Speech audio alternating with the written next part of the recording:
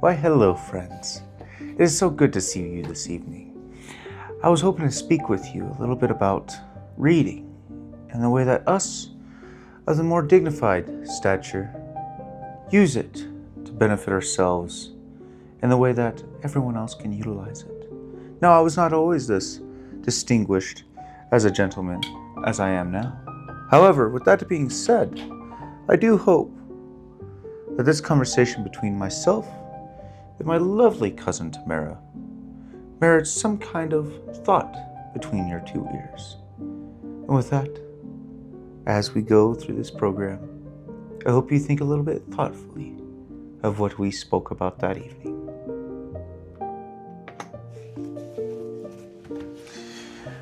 All right, everyone.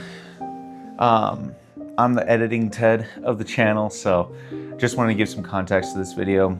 I set out in the search of understanding reading a little bit more in depth instead of just kind of as I know it from my own personal perspective.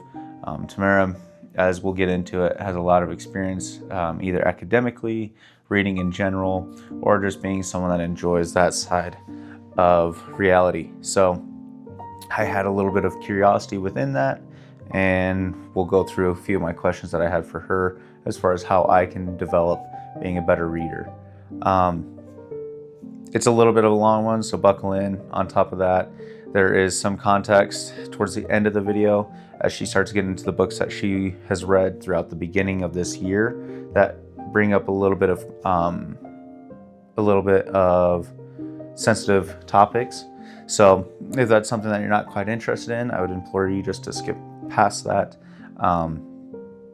So yeah, you'll kind of know the topics as they come up, but nothing too crazy. We really don't get too in the weeds of it, just more or less what the books were about that she's reading, that she had either curiosity in or she had, come across in different aspects. But it's all in a good way. There's no, major political points or anything. But if that's something that you do not want to listen to or hear about, just skip forward. And it's towards the end too. So if you make it that far, I thank you for getting to the point of having to skip forward in that section. So other than that, we'll get back to it. Well, what do you do? Like, tell me about you a little bit. Like for work? For work, like I know you've gone to school. You have a degree? Yeah. Okay. Come on all now. All right, Yeah, so I am a social media coordinator. I got my degree from the University of Colorado in 2020. I was a journalist for a while, and then I worked as a admissions counselor for University of California. It was like a remote job that I had during the pandemic. Mm-hmm. And then I worked for a newspaper, local newspaper. I've worked for a magazine. That was one of my best jobs. I loved it so much. And now I work for local government. Cool. I'm a social media manager. Your degree is in communication, and then there's with a focus in digital media. Cool. Yeah. And then there's a second part to that, right? So like you have your major and you minor in? So I minored in psychology, but I did not finish my minor. The little fun fact about You me. could not finish your minor? Yeah, I didn't finish it. I started it, but I did not finish it. I guess we'll get to the meat and potatoes then. Okay. Love meat and potatoes. I have, don't we all, right? Mm. I have a few easy, just like layups. Like, Okay. you don't have to answer them too in depth. Okay. If you need me to repeat or reread them, let me know. Okay. It's not a job interview, but I love an I interview. feel like a few of these are pretty pertinent to what I'm trying to capture in this video as far as just bettering yourself within reading. Okay. A little bit back on me, I hated reading.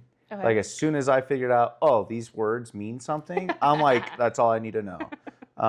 My mom blames it on being hooked on phonics. Okay. As soon as I learned phonics, I stopped other like intentional knowledge of reading. So like, I don't know, or I didn't know different R sounds, like combinations of vowels in the letter R. And so I've had to reteach myself how to utilize those. Okay. So I'm slowly learning how to read again on top of like pushing myself to actually read a book. Right. Okay. How many books do you read yearly? Not including this year. Right.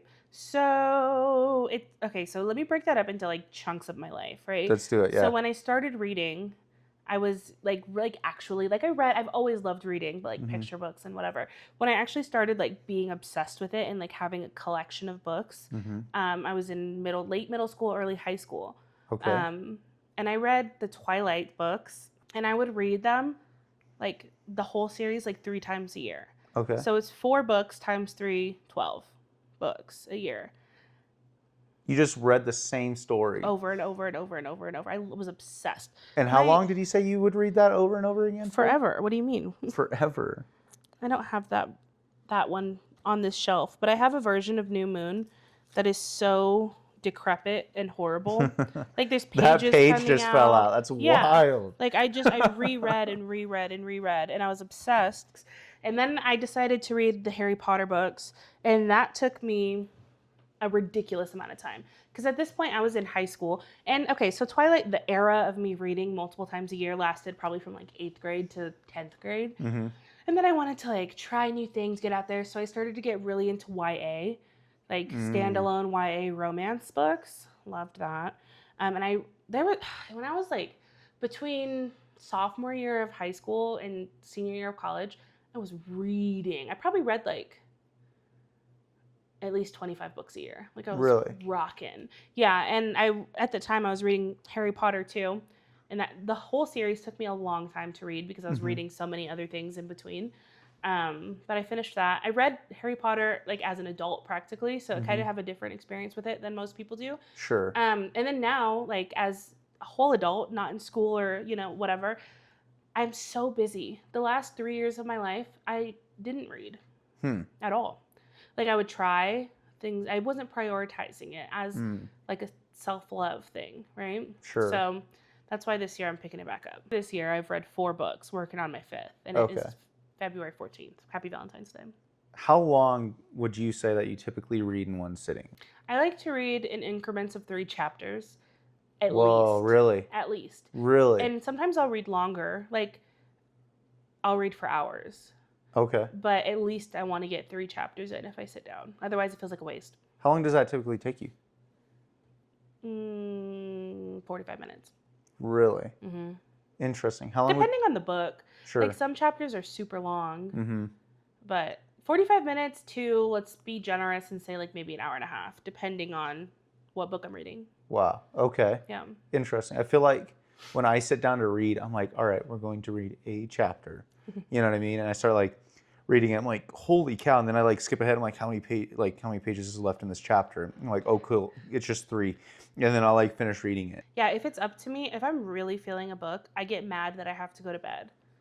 Really? Like, there's been a few nights when I was reading some of these from last month that I was like, it's like 10 o'clock. I have to go to bed. I have to be up early, but I want to keep going. When you read, do you see pictures in your head? Yes. You do? Okay. Yep. Do you? Yeah. Okay, cool. When you think, do you see pictures in your head? Yes. Do you? Do you hear a voice? That was going to be my next question. Do you have a monologue? I have both, yeah. Sick. Did you always like reading? Mm-hmm. Really? Yeah, I did. I'm a writer, right? Okay, and yeah. So I've always been a storyteller. Uh-huh. Even when I was little.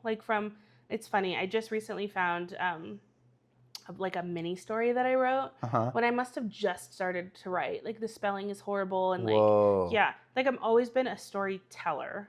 And so naturally, like I love to read always. Wow. Even like chapter like picture books. I've always loved a picture book when I was little. Like yeah, loved it. I hated it. Hated it. Hated it. Do you like to be read? Did you like to be read to as a child? Hated it. What is your pre-reading process? Like, do you get like a cup of tea and put on a nice like do you put on like a quilted shawl and like wrap up and like tuck your legs underneath yourself and open up your book like they show on the movies? See, I'm weird. I can read a book like in the worst of circumstances. Like I can read a book on the subway. I can, you know what I mean? Wow. Like, okay. It's helpful. It's not helpful. I like the noise. I like the chaos. I can read like I love a little bookshop moment. Cool. For the most part, this year specifically that I'm being more intentional, it's my evening kind of practice. So I just read on the couch. No, I just crack that baby open and read. I like a blanket. I don't like to be hot. Sure. But I like to be covered in a blanket. So I like my windows open and my fan on. Yeah. And I'm just vibing and reading. Neat. That's kind of the way I like to roll it too. It's something I'm trying to fill my time with now instead of like doom scrolling. Yeah. I keep it next to me now. Yeah. Like I carry it out of a bag. I actively carry it around with me. So that it's just like there. It's always available. See, I try not to carry books with me like to work because I will read at work. But also more than that, I'm not very cutesy of a person. I'll ruin the book. Like I'll leave Yes. it outside or like, Yep. you know, like I'll do something stupid. So How do you pick a book? that's Like an you have a awesome lot. question. You have a lot here. What dictates that? Do you That's an just go awesome off question. the title? Do you go off the back? Mm. Like Atomic Habits, I know what it's about. Did you pick that for the context of it? That was a gift. That was a gift. Okay. So how do you pick? Okay. That's a great question. Because Thank I have you. big feelings about Thank that. you. I love big feelings. Yeah, I have huge feelings. It depends on my needs at that Okay. moment, right? Because I'm trying to be intentional about what I'm taking in. Sure. And never in my life have I been a nonfiction reader until right now in my life. Interesting. And I love a fiction one-off. I love a Mm. little silly moment. I love a let's ride a dragon. I love that. Mhm. But it wasn't feeding me the way that I needed to be fed. You know what I mean? Like Mhm. I am in a place in my life. I'm 5 years out from graduating college, which feels crazy. Mhm. And I really, really miss it. Mm. And I will at some point go back and finish my master's and whatever, go forward from there. But I miss learning. And especially in the times that we live in today, it's all so there's that saying, if we don't know our history, we're doomed to repeat it. Mhm. And I'm so hungry to learn more and more and more. And also at my ripe young age of 26, I love a self-help book. Cool. And cool. I'm not ashamed. I would be ashamed of that in different parts of my life. I love a self-help book. Sure. And I'm not gonna apologize for that, okay? Yeah. But my process, so like right now, I'm really into a nonfiction read. However, I'm a Barnes and Noble loyal girl. Okay. I love a Do you have local the bookshop. membership? Of course. Nice. So do I. Yeah, I have. I'm a local bookshop girl. Also, we don't have great local shops here, Okay. but at a Barnes and Noble, it smells like coffee. Let me set the scene. Yes. Yes. There's some like 2010 music happening. You're romanticizing this. Thank you. I have the same romanticizing romanticization Yeah.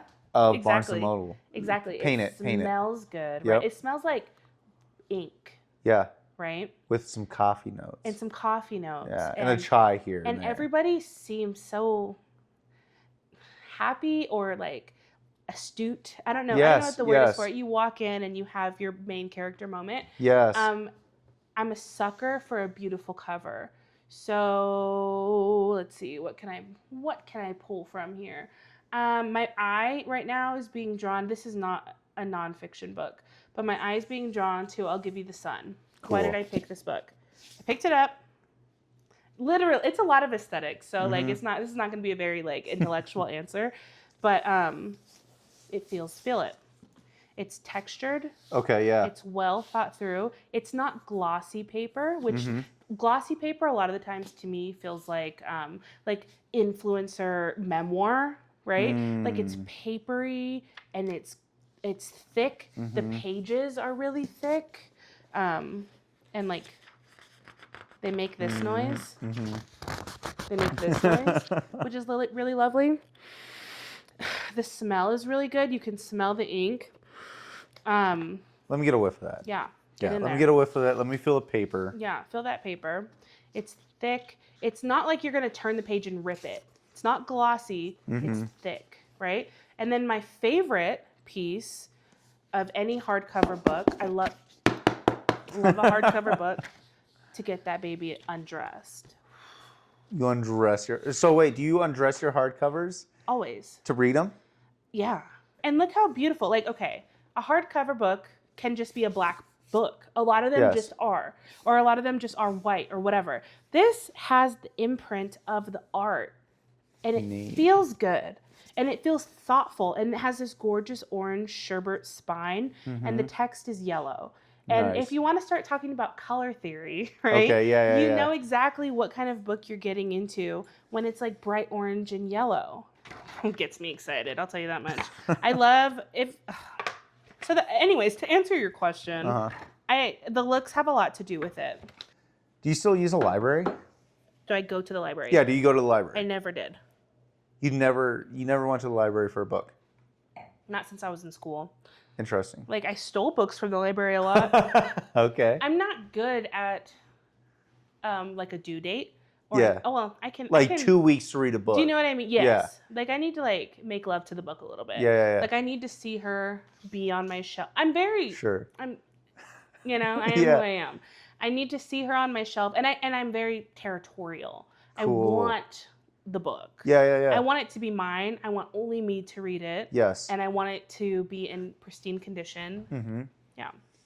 I never have. I've never had a library card. Really? Only when I was in school, like a school library. Yeah. And even then, I stole the books. And I ended up having to pay for them. We've kind of already answered this question, but I want to dive a little bit more deeper into it. Okay. Nonfiction or fiction?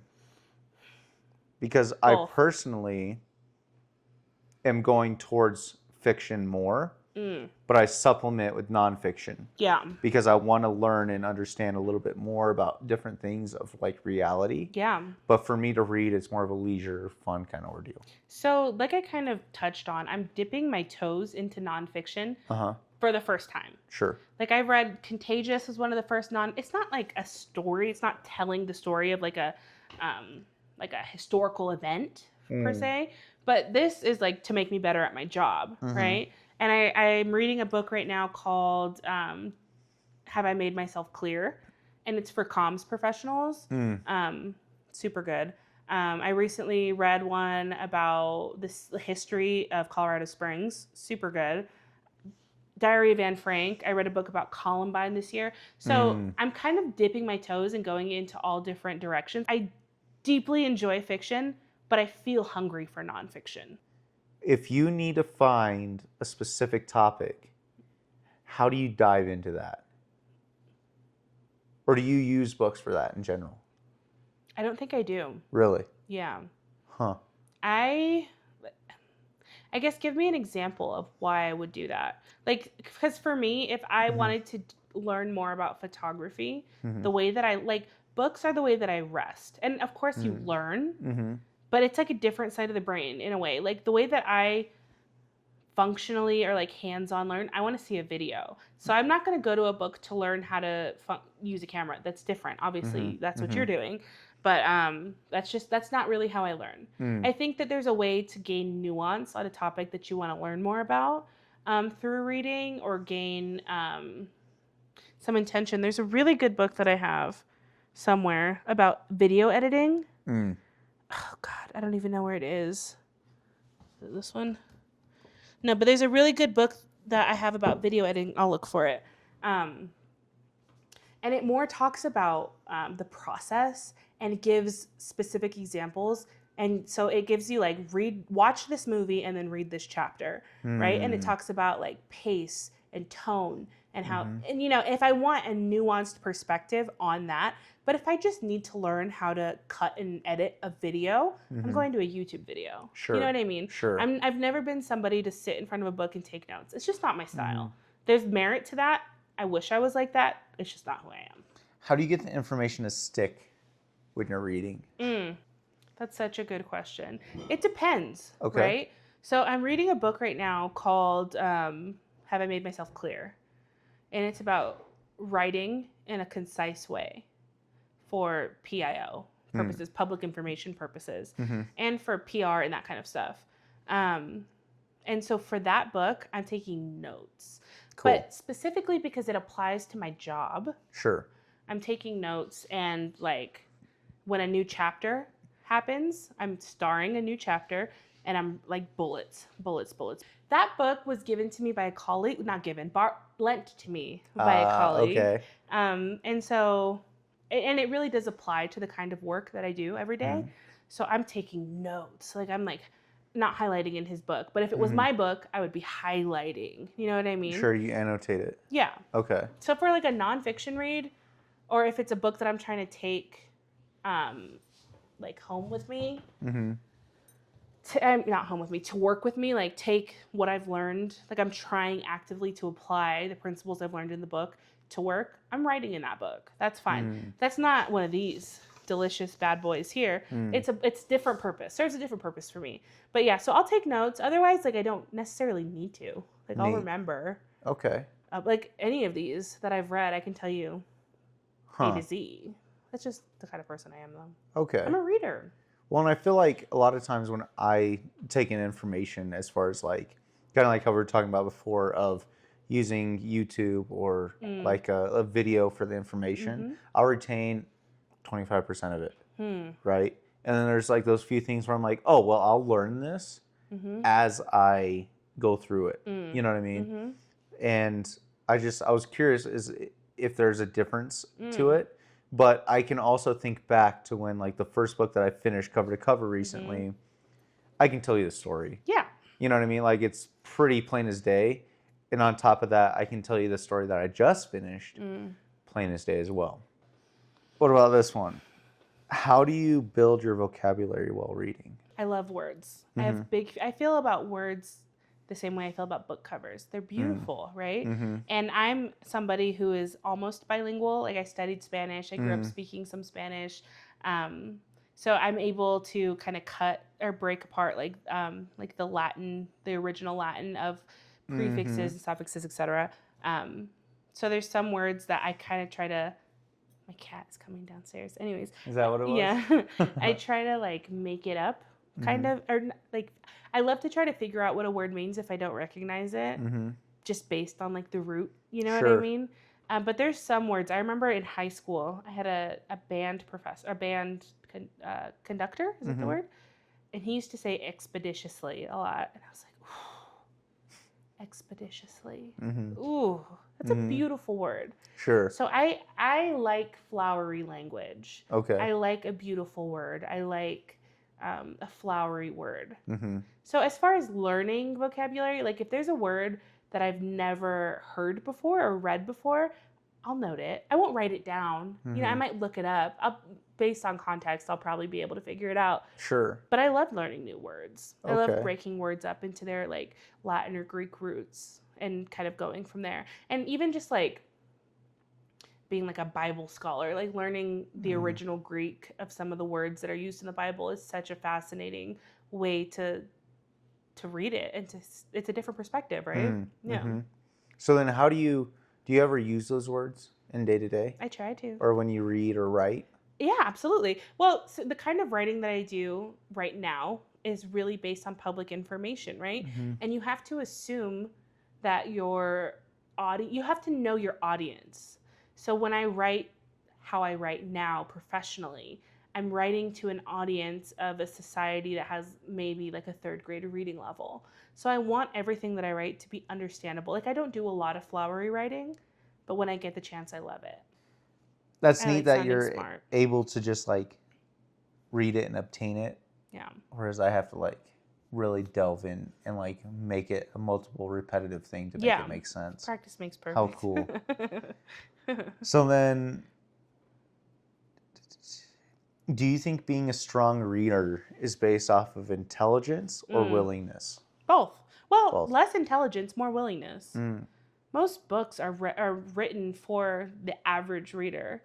The average person in our local audience or economy or whatever you want to call it has a third grade reading level and a third grade attention span. Most people can enjoy most books, especially if they like reading as it is. You know what I mean? Sure. So interesting. Okay. Because for me, I feel like that's where I'm at, is like that third grade like baseline reading level. And that's fine. And that's common. But then, like, I was playing a video game, for crying out loud, this morning, and Courtney's like, how did you read that so fast? I'm like, I just read it. And like I was able to like follow the words as it was brought across the screen. Yeah. If you play video games, you understand like the scrolling text of it. Ugh. And that like makes my brain hurt. I was able to keep up with it and then like click A right off the jump.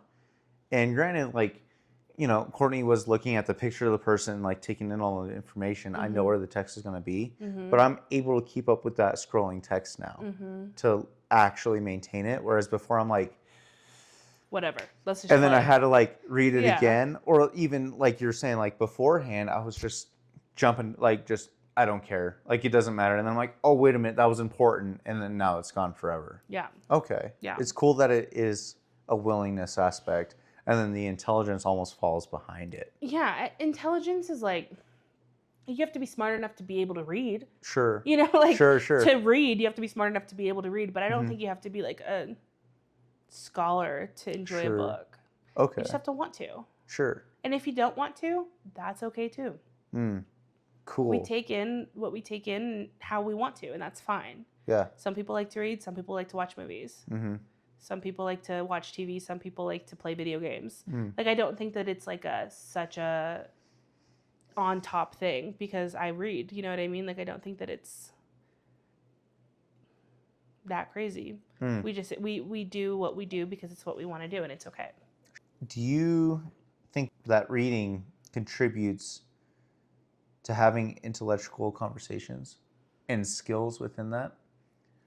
Because there's been times where I have, for instance, had conversations with you, and I come from a very baseline understanding, and you're like, well, that's not actually how it works. Or like, can you base that off of information? And yeah, that's great that this individual is in front of Congress, but where's his stats? Like, where's his references at? Right. Do you think that even plays into a fact of just talking about reading? Not always, right? Mm-hmm.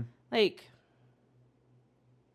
I think reading is an incredible tool, and I think that more people should enjoy it, and I hope that they do, and more people should get knowledge from books. It's not the only way to do it. You know what I mean? Mm-hmm. It's not the only way to have an informed opinion. There's a lot of awesome resources, especially with the internet. We have access to everything.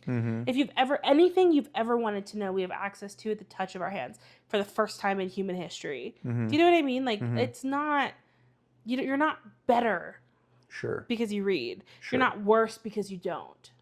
You just either do or you don't. And it's an awesome tool to be able to pull from, in serious conversations or intellectual conversations or whatever. But it's not needed.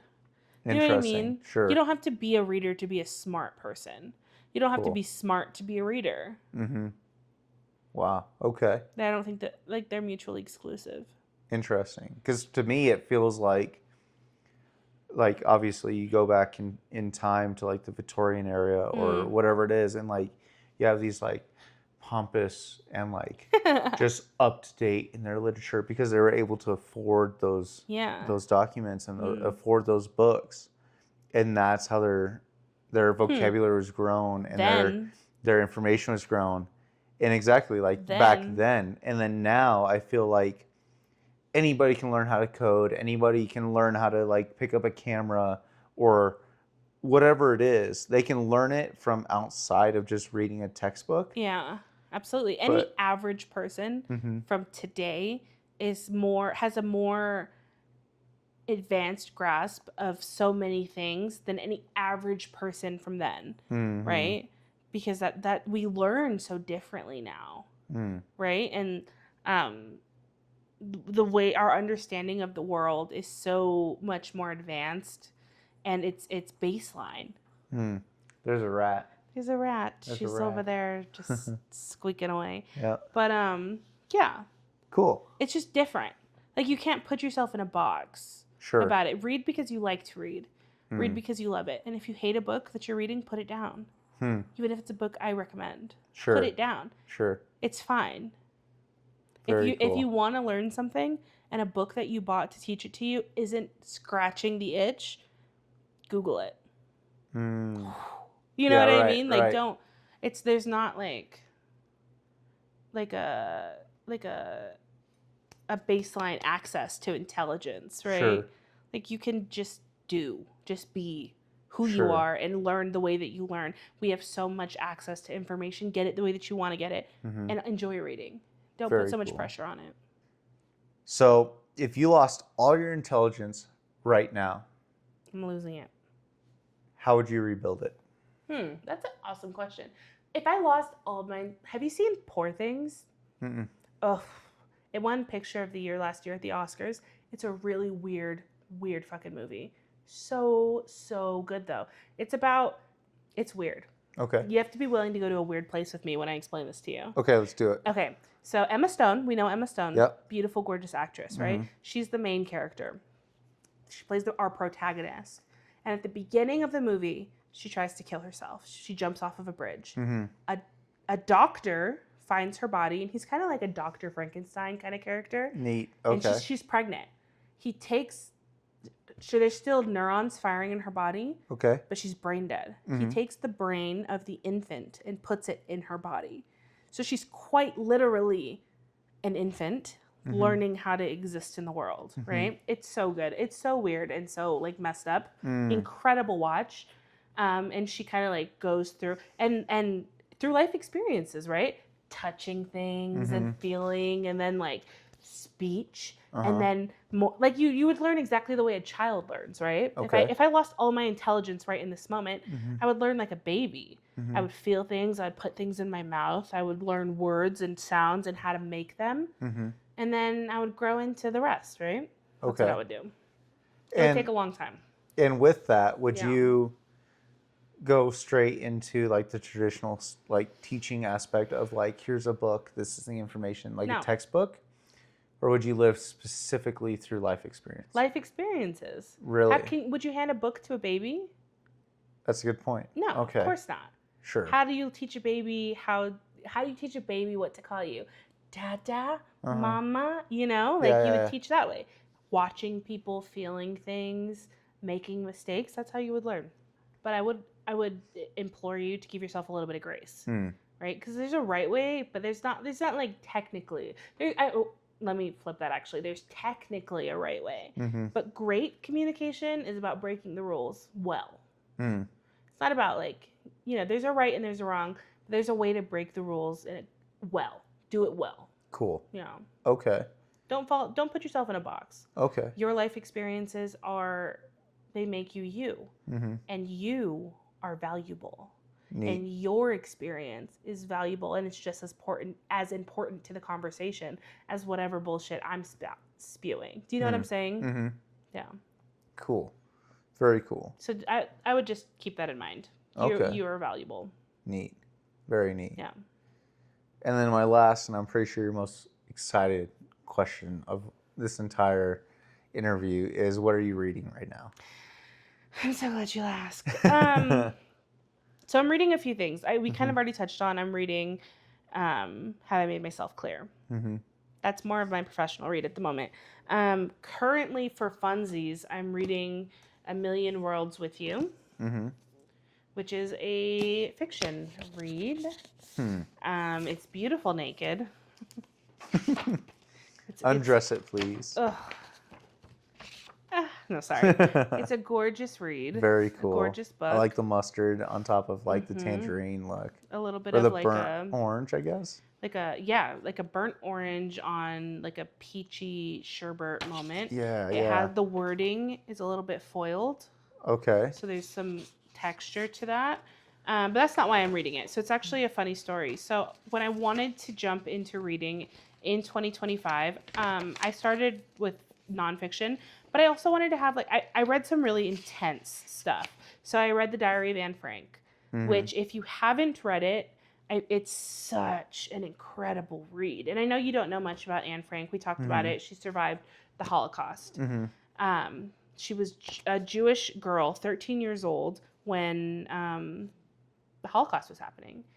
And when you think about it, like, I think it's easy as time goes on to forget that these are real people. And they have the same thoughts, processes, daily, rituals as anybody else going through such a horrible time. She's a 13-year-old girl who kept a diary.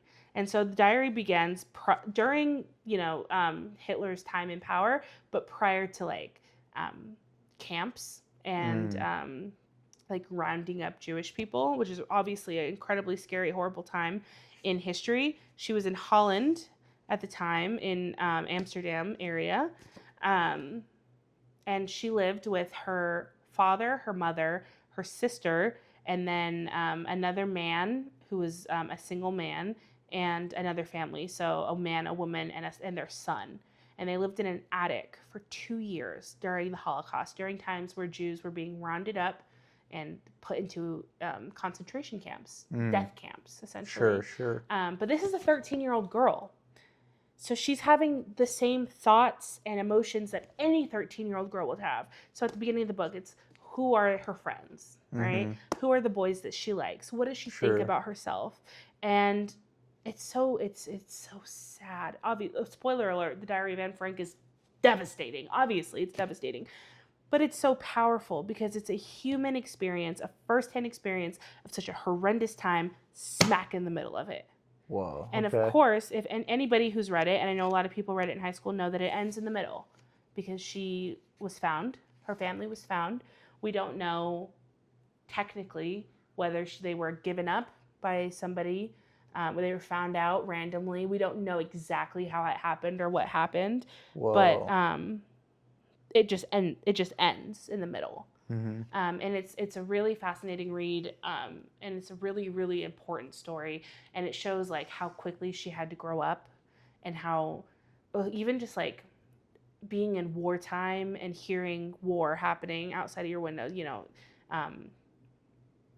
like she talks a lot about how they would have nights where it was just so loud and the buildings were shaking because there's bombing going on in their area, and like sleeping so quietly because they were afraid somebody was going to hear them, or speaking quietly, or relying on people that they trusted to bring them food. But if those people, they were lovely, like Meep is a very well-known woman who helped the Frank family, and a handful of others who were bringing them their resources to survive. And if those people, for whatever reason, stopped, they would have no access to those things. They would die or be found out or have to leave or whatever. And just her coming to terms with that. And there's some really, really intense moments where she's talking about, well, when the war ends, when this ends, I want to do this. I want to become a writer. I'm so excited to go back to school. And things that a teenage girl would think, and thinking about boyfriends, and the boy that she falls in love with while she's in there. His name is Peter. He's the son of the other couple that lives in the attic with them. The kind of musings she has about a crush. You know what I mean? Like the innocence of that, and then you fall into the innocence of her saying how much she loves him, and it's like a secret, and it's kind of like a interesting dynamic and whatever, and like growing into that, and then remember, like, you have those moments that you're like leaning in, and like it's like, I can't wait for this to finally happen, and then you remember it never will. Wow. Right? Sure. Oof, it's a great read. Incredible. Yeah. And it ends in the middle. It just ends. It's in one of her diary entries, and then it ends. And it talks about how there's like an afterword, right? Where it talks about what they think probably happened. And she died in a concentration camp. Wow. Likely from typhus fever. There's a kitten there. Hello, kitten. There's a rat. Hello. Likely from typhus fever. Devastating. They lived for 2 years in hiding. Wow. Beyond the odds. And all of those people, the only one that survived was her father. Wow. Yeah. Her mom died, her sister died, she died, the entire other family died. Really? And the other man that was there living with them died. And it's just a gut punch. Wow. And it's a really, really, really important read. And it's a firsthand account of the Holocaust. And I think that it's one that escaped me somehow. I didn't read it in high school, and I'm almost glad that I didn't, because I needed to read it right now. As an adult. Yeah. And it's kind of funny. Like, the reason that I even have it is because my dad did not know who Anne Frank was, which to me is crazy. It was mind-blowing. I made fun of him for it, right? Like, not knowing who Anne Frank is, in my mind, is like not knowing who Martin Luther King is. Like, there's such significant historical figures, which, an interesting little fun fact, Martin Luther King, Anne Frank, and Barbara Walters were all born in the same year. Really? So as far back as history seems... There's the rat. She's curious. As far back as history seems, it's not that far back. Sure. You know what I'm saying? Absolutely. So it's a good one. But anyways, my sister Mariah bought it for my dad for Christmas. Like, in other words, educate yourself. Yeah. And then during the Christmas party, I was reading the book, and I got addicted to it because it's so amazing. it's so thoughtful, and she would have been an incredible young author, and I do believe she would have had an incredible impact um, with her writing, even though obviously she did. Mm-hmm. This is yearly one of the best sellers of every year since it was published. So Really? yeah, Diary of Anne Frank is an incredible book. Wow. Super recommend it. It's written in the mind of a teenage girl, but she's incredibly mature, and it's just incredibly it's so fascinating. So I read that, and then I read this book about Columbine by David Cullen, and it's kind of like a moment by moment retelling of the shooting. And if you have a stomach for it, I would definitely recommend it. It's incredible. It's so detailed, and it's so nuanced, and it gives so many different perspectives of what happened that day. Mm-hmm. And school shootings weren't business as usual, kind of like they are now. Mm-hmm. It was a big deal. So much so, he talks about it a bit, how like police and the SWAT team treated it like they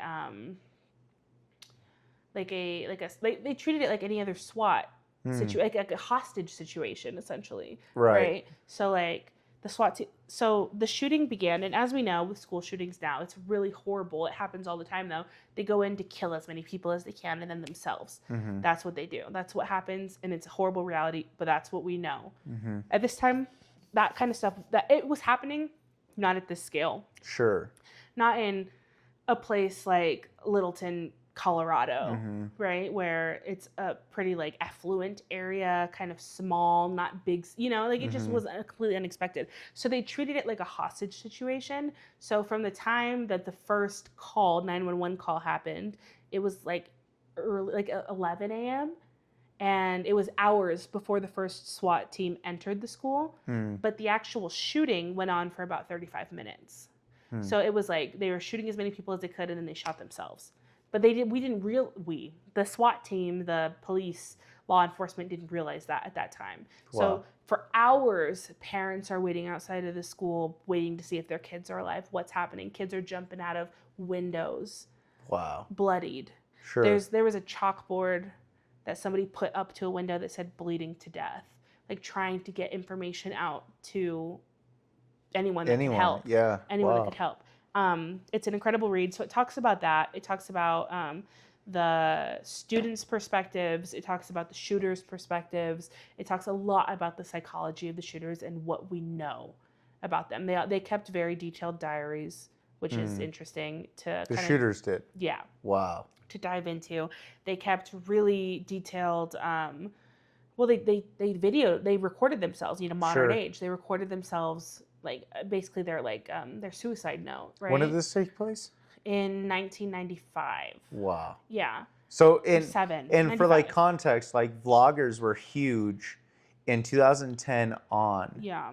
So this isn't like No. in grand scheme of things, this isn't a normal thing to do.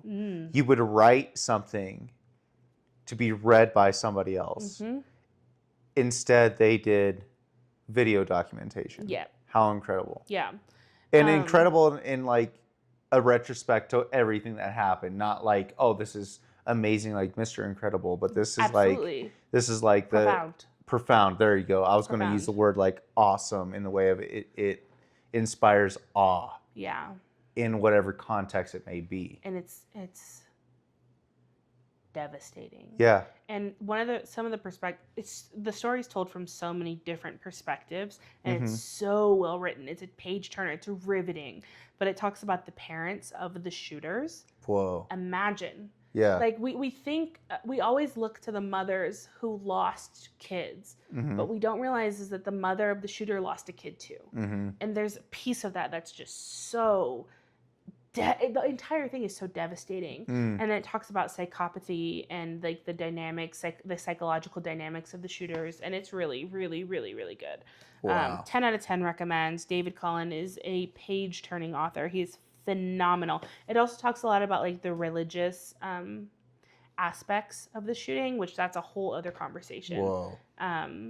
It's a very like Bible Belt town.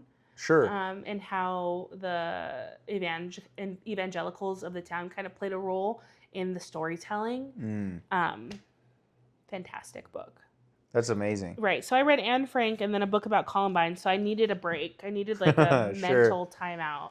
So I read 10,000 Skies Above You, which I thought, I picked it, obviously, because it's a gorgeous book. Look at the cover. It's like this beautiful watercolor of France, and then there's, if you sand, flip it right? upside down, it's San Francisco. Yeah, wow. So it's like, okay, I had no idea what this book was about when I picked it. All I knew was it was beautiful. Okay? And it was in the new adult section. So I was like, okay. Sure. I dig it. I thought it was a standalone book. It's about kind of like string theory. Do you know what string theory is? I don't. Okay, so it's the idea that anything... Have you seen Everything, Everywhere, All at Once? No, I have not. Okay, so it's about multi-dimensions, right? Okay. So any existence that you could have is happening. Neat. Right? And so it's like, it's a fiction book. It's a little bit silly and a little bit fun about a family of parents are scientists and the daughter's in college or whatever. And the parents discover how to like cross dimensions. Whoa, okay. But one of like their students gets split. So his like soul essentially, it's not the scientific word that they use for it, but his soul gets split across dimensions. And then the daughter has to like jump through dimensions to complete his soul again. And it's silly and fun, but I thought it was one book. I came to the end of it and it was a cliffhanger. And I was like, what the hell? Oh, really? And so I Googled it, and it's the third book in a 4-book series. I'm not reading book 1 or book 2, but I did grab book 4, which is A Million Worlds with You, and I'm hoping to finish that soon. Cool. So I'm working on this series. Wait, this is your current read. This is the my 4th book in the series, or in the series of four that Yeah. you started in the 3rd. Yes. Cool. I do not plan on reading 1 and 2 because I read it and I was like, wow, I really love the world building of this. Like, it really feels like the world is so much bigger than what they're telling us because there was a 1st and 2nd book. I'm just an idiot. So I'm working on that one right now. I also read a book about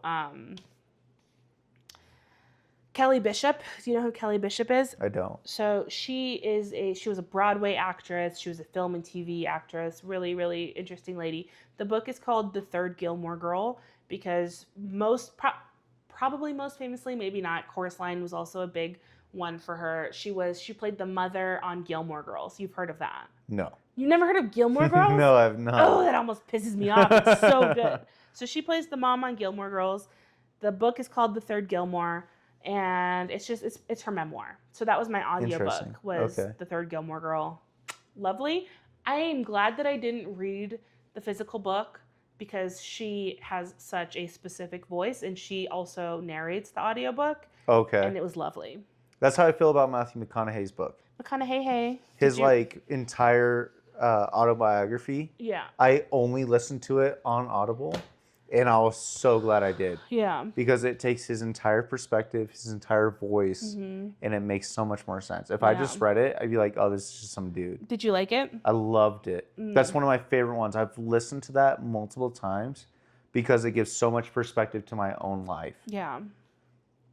That's incredible. Thanks. So that's my reading history of 2025 so far. Super cool. Thanks. I guess my last question is there anything that you want anybody else in the entire world to know that pertains to either reading or just being a developmental person? Do what feels good, and not in the sense of like scrolling on TikTok. Romanticize your life. Okay, cool. It's okay to romanticize your life. If somebody calls you extra, you're extra. Great. But do it for you. Cool. You know, like really do things and enjoy them and savor them and do them for you. Because at the end of the day, you're what you got. Have you heard the Dolly Parton? Please. Oh, yeah. I was an old that wasn't that splendid. I think that was such a wonderful conversation. And I truly hope that if you were like myself in the past, that you will find reading and even writing even more enjoyable now. Because it's not what we have now, for it is a skill that we develop in the future. So for that, my friends, I hope you have a lovely evening. And with that, I'm going to enjoy a nice cup of tea and some winter festive elf cookies that were in my freezer for far too long. Have a good evening. Just as stale right out of the oven. Thank you, my friends.